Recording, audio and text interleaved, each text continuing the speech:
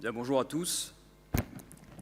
Donc, je vais vous présenter un cas d'un homme de 79 ans qui n'est pas en grande forme, ASA 3, insuffisance cardiaque, valvulaire ischémique, il est sous double antiagrégation plaquettaire, un anticoagulant oral. Il a comme principal antécédent, hormis ses soucis cardiovasculaires, un accident de la voie publique avec polytraumatisme et cette fracture complexe du bassin opérée il y a plus de 40 ans.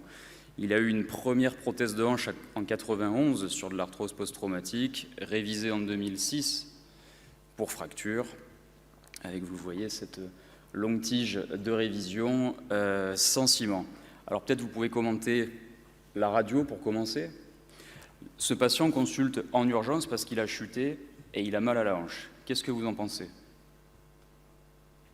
On va commencer par le début de la table. Thomas, tu peux peut-être faire quelques commentaires? Alors on voit déjà qu'il a effectivement des séquelles de son polytraumatisme avec une fracture de l'anneau pelvien avec encore sa plaque ancienne. Ouais. On devine aussi qu'il avait eu forcément aussi des fractures branchischio-iliopubiennes. On se demande s'il n'y avait pas eu un truc là. Tout à fait. On peut voir qu'au niveau osseux, au niveau du cotyle, on a quand même une perte de substance osseuse avec un début de protrusion. Mm-hmm. On peut voir aussi également qu'il y a un problème au niveau de la cupule acétabulaire avec une tête qui est excentrée. Donc il doit avoir une usure qui commence à apparaître si c'est une double mob au niveau de l'insert avec un début de luxation intraprothétique. En tout cas, il faut qu'on se pose la question de ça. Et puis bien évidemment, toutes les problématiques au niveau du fémur avec toutes les chirurgies qu'il a eues sur ce fémur. Ok, donc il consulte pour une chute avec trauma de la hanche et on suspecte aussi une fracture de l'acétabulum. Je ne sais pas si vous le voyez sur les écrans. On a fait un scan pour compléter le bilan d'imagerie qui confirme une fracture du toit et de la colonne postérieure avec une ostéolyse majeure qui précédait au trauma. Alors ce patient a été opéré à la clinique. Le chirurgien a fait une révision unipolaire, seulement du cotyle, avec un anneau de Kerboul cimenté et une cupule de mobilité cimentée, sans greffe, avec comblement du défect par du ciment. Et puis finalement, on vous dit qu'il présente un échec précoce, alors atraumatique, simplement en s'asseyant, il sent un craquement, et puis on fait ce scanner et on voit que la cupule s'est mobilisée, la croix elle paraît bien positionnée, elle n'a pas bougé, par contre là, on a un défaut de scellement de la cupule qui s'est mobilisée. Alors si je vous dis 79 ans, une deuxième révision avec un échec précoce comme ça, vous pensez à quoi? Oui. Avant ça, moi j'ai une cupule qui faillit si jamais la cimentation elle est bonne. Il faut vraiment se poser la question de l'indication initiale. C'est-à-dire qu'en fait, le problème qui n'a pas été évoqué, c'est que s'il y a une fracture du cotyle, est-ce que c'est parce que c'est un vrai traumatisme ou est-ce qu'il existait notamment une paroi postérieure trop fine? Et en fait, peut-être que c'est juste une discontinuité pelvienne qui n'en était pas encore une. Et au final, c'est pas du tout des discontinuités pelviennes, si c'est le cas, qui sont aiguës, mais des chroniques, et il faut les traiter comme telles. C'est-à-dire que derrière, mettre une croix de Kerboul juste ça, c'est pas du tout la recommandation pour aller traiter une discontinuité. Donc peut-être revenir au problème initial et le traiter comme une discontinuité pelvienne finalement. C'est-à-dire comme ça aurait dû être traité la première fois. C'est discutable, hein, ça a été fait à la clinique, on l'a reçu secondairement. Nicolas, justement, qu'est-ce que tu aurais fait dans ce cas-là? Can I make a comment?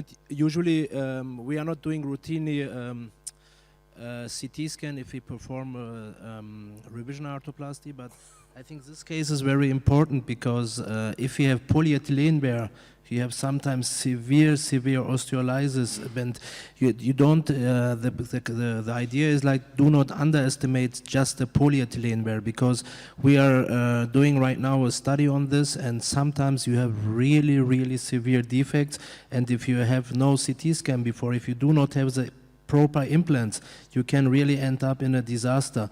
We are in EndoClinic. We have almost all the implants in our hospital. But if you do not have those cups or different type of cup solutions, in this case you have to do a CT scan, not to underestimate the osteolysis because sometimes they are really huge defects.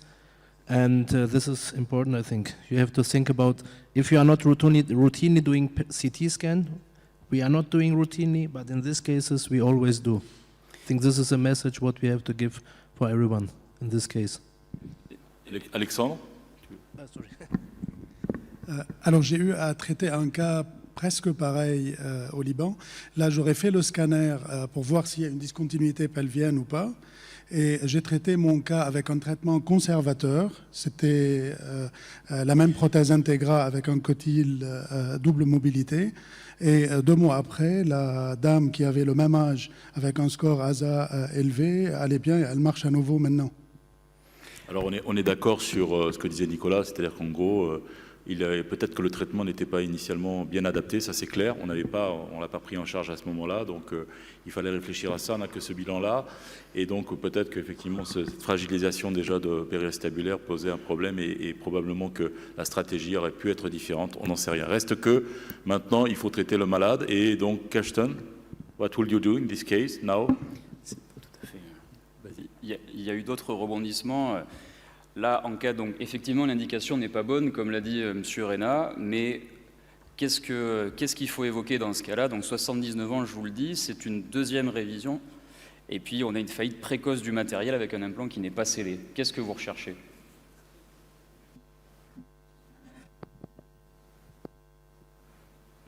On recherche l'infection, oui. Yeah, infection is always good. No, that's what we normally do is we try, of course, to reconstruct the dome defect with a material, and that's normally it's tantalum or 3D printed titanium to give stability there. And then we would add in a 79-year-old also a cage. But the real advantage is if you reconstruct the dome with, for example, a tantalum wedge, you get not only the stability in this direction, you also can prevent rotation of the cage. So I think it's a combination of a wedge plus a cage, if it is a Burg Schneider cage or Calbu Cross, so I cannot really compare this. I think both is possible. And then a double mobility cup, that would be my choice in this specific case, because we are unable to reconstruct the greater torque, so that's why I think that could be a solution. Ok. Donc effectivement, ce patient, il est toujours dans sa clinique, et puis il s'infecte, il est repris de nouveau par le chirurgien en privé, qui lui fait donc une révision itérative. Il prélève, on trouve un Staph aureus, on a la confirmation de l'infection, et c'est finalement comme ça qu'il est transféré chez nous. Et à ce moment-là, oui, qu'est-ce que vous feriez? Qu'est-ce que vous avez d'autre à proposer en chirurgie de révision? Considérant l'infection, est-ce que vous faites du 1 temps, du 2 temps? Est-ce que vous changez le fémur? Je vous rappelle qu'il a une tige longue de révision qui est là depuis plus de 15 ans, avec une ostéosynthèse fémorale par-dessus. Chaillero, Qu'est-ce que vous feriez? what will you do? Alors, il y a 2 problèmes. Il y a le problème infectieux, puis il y a le problème mécanique. Oui.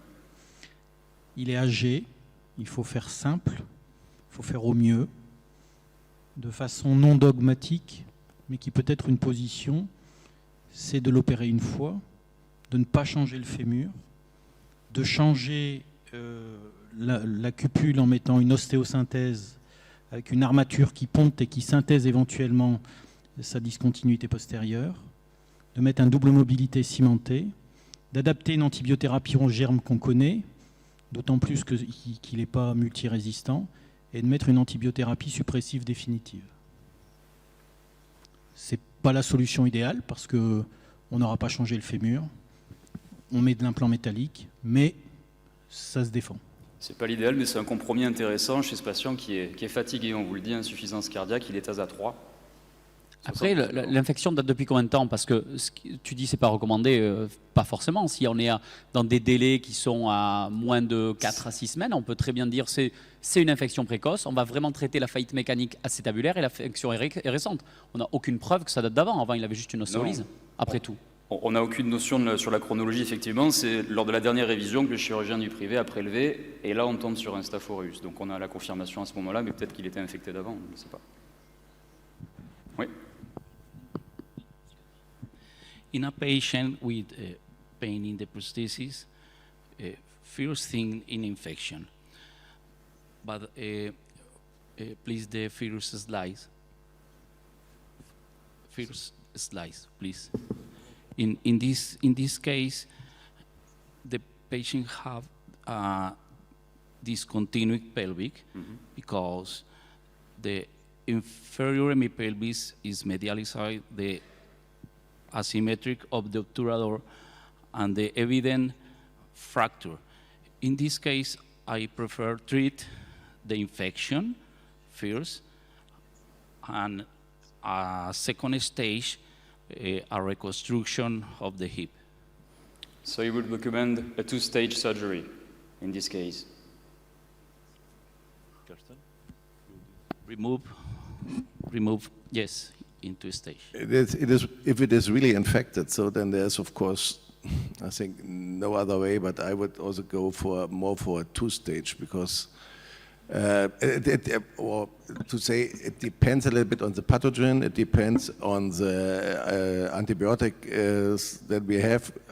Are we able to have a good local and systematic antibiotic therapy?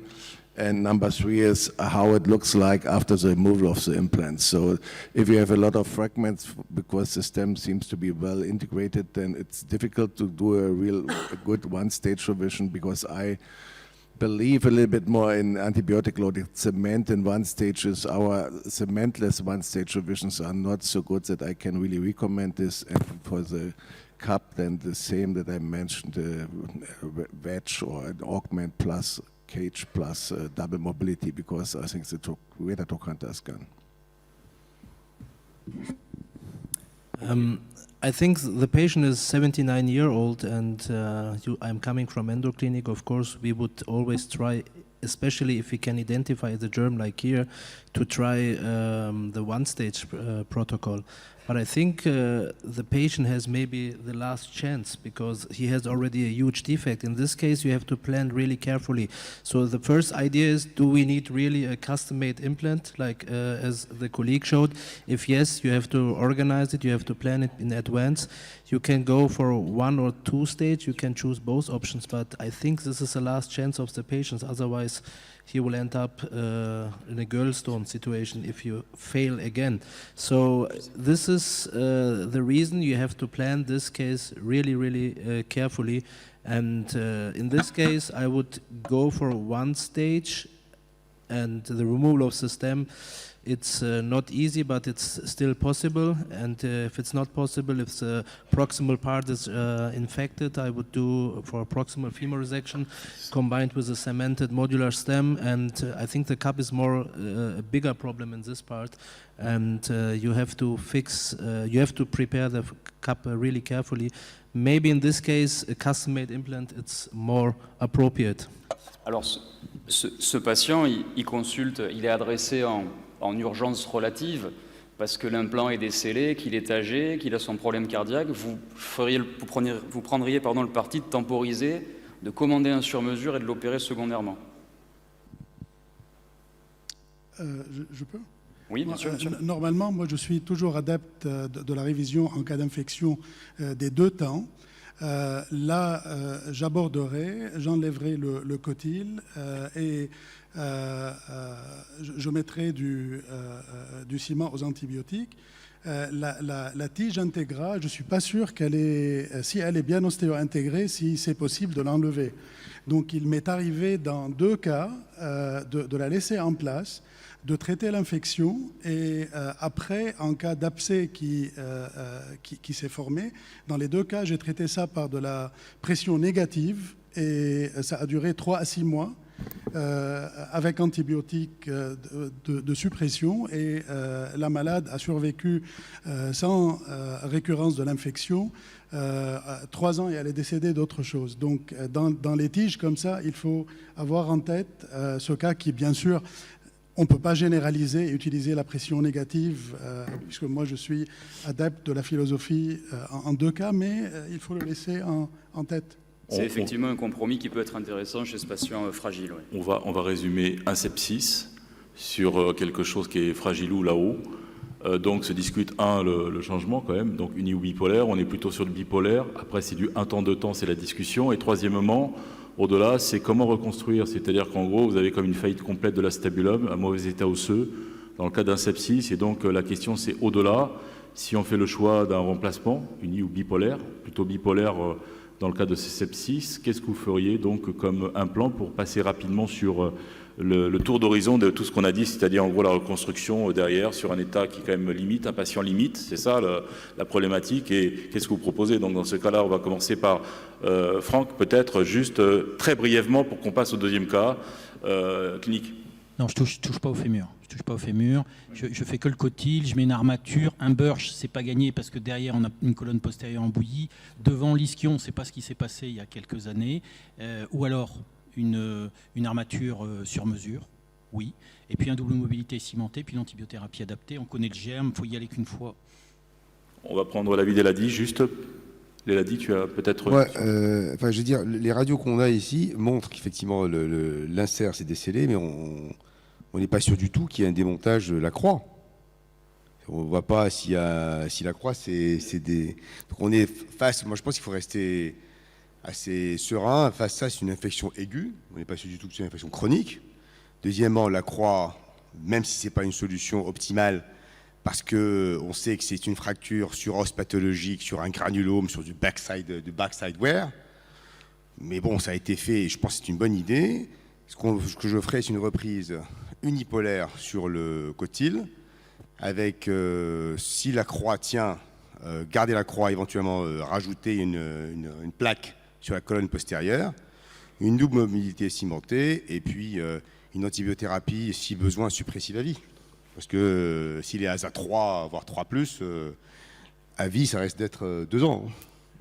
Donc, qui vote pour une reconstruction au-delà de bipolaire, unipolaire et donc sepsis aiguë chronique? Qui vote pour une reconstruction biologique dans ce cas-là? Qui aurait fait une reconstruction biologique et qui aurait plutôt pensé à autre chose? C'est-à-dire, par exemple, une cup cage ou autre chose, j'en sais rien, peut apporter une perte cavitaire quand même, un os qui est très, très mauvais d'un point de vue cavitaire, probablement légèrement elliptoïde aussi, donc on est un peu dans ce que disait Xavier, donc est-ce que vous faites le choix dans ce contexte de rester entre guillemets biologique, en tout cas faire de la greffe, ou alors est-ce que vous auriez pensé à une stratégie différente?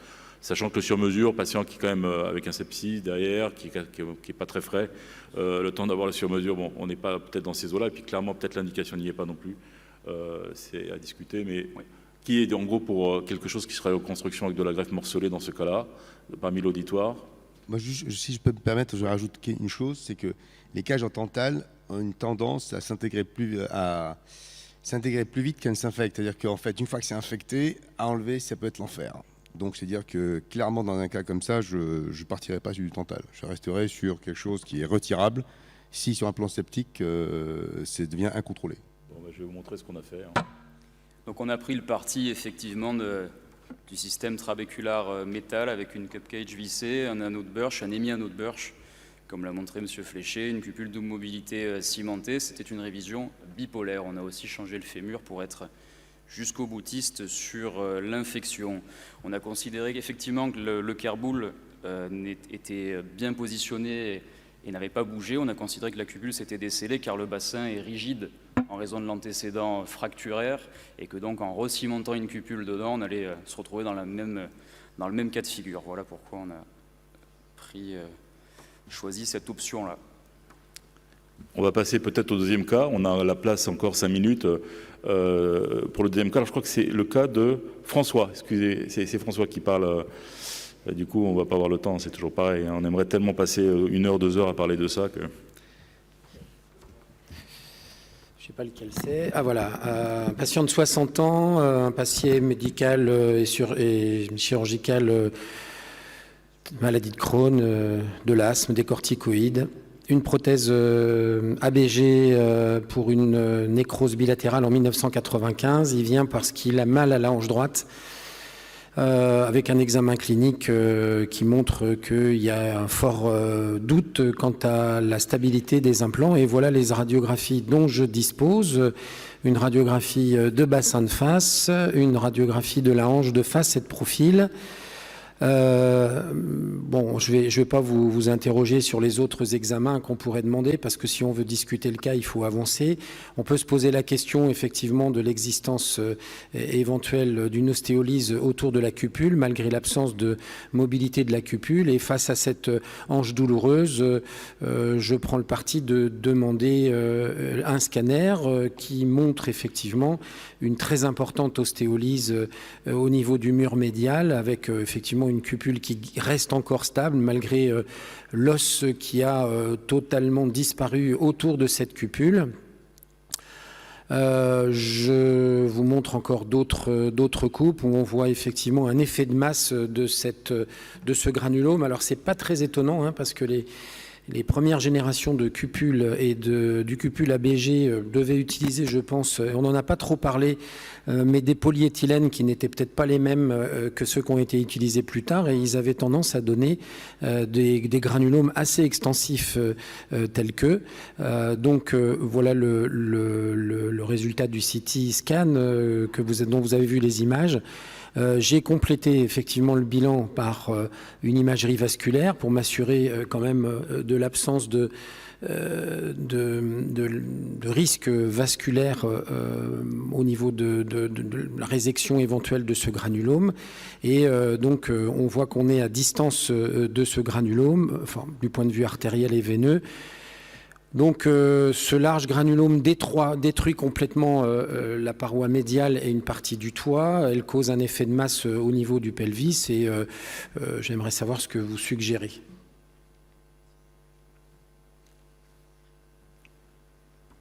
Alors je ne sais pas à qui je donne la parole. Est-ce qu'il y en a d'entre vous? Karsten? Yes. No, I would definitely do a revision, because I have to remove the generator of the wear. It means I have to change insert, and but my feeling is the cup is still stable, and in such a case I would do a revision and would only remove the granuloma with some kind of a intrapelvic approach to fill this up with bone, but I would not revise the cup, because the cup seems to be really stable here. There's a granuloma in the floor, but not in the fixation area. So remove the insert, remove the screws, do an intrapelvic approach to remove all the granuloma tissue, fill it up with, I think, bone. Some guys do this with resorbable cement. I have unfortunately not so much money to do this.